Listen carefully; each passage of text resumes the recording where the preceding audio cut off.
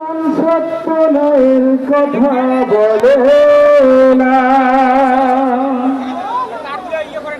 যেই মান প্রয়োজনে তোলে ওঠে না,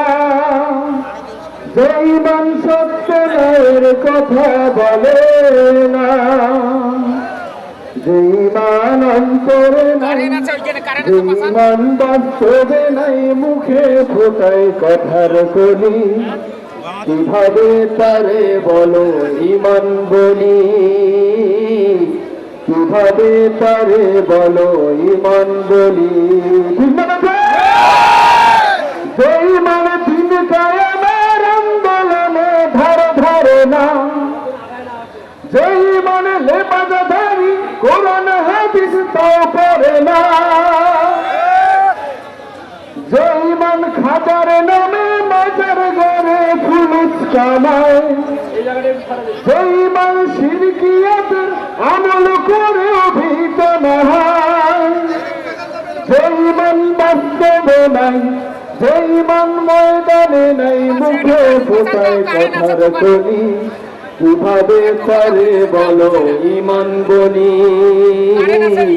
কিভাবে তারে বলো ইমান বলি, কিভাবে তারে বলো ইমান বলি, কিভাবে তারে বলো ইমান বলি। যে ইমান ইমান ভুলে নাস্তিকতার মঞ্চে উঠে, যেই মানে দেখে না যে আর কানে ভাইরা মরে, আরাকানের মধ্যে, ফিলিস্তিনের মধ্যে এবং বাংলাদেশের মধ্যে আমাদের মুসলমান ভাইদের উপর কত নির্যাতন করা হচ্ছে, কিন্তু আমরা দাবি করি মুসলমান, একবার অহংকার দিয়ে বলি না কেন মুসলমানদের উপর নির্যাতন করা হচ্ছে, ভূমিকা তারা পালন করতেছে। আর শুনে একদিন বাংলাদেশে কালিমার পতাকা প্রস্তাব করে উঠবে, তোমরা নাস্তিকদের দোষে এই বাংলায় থাকা তো দূরের কথা, পালাবার কোন রাস্তা খুঁজে পাবে না। সবাই বলবেন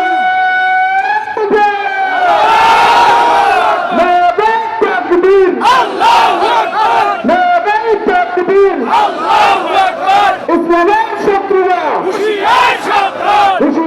সাবধান,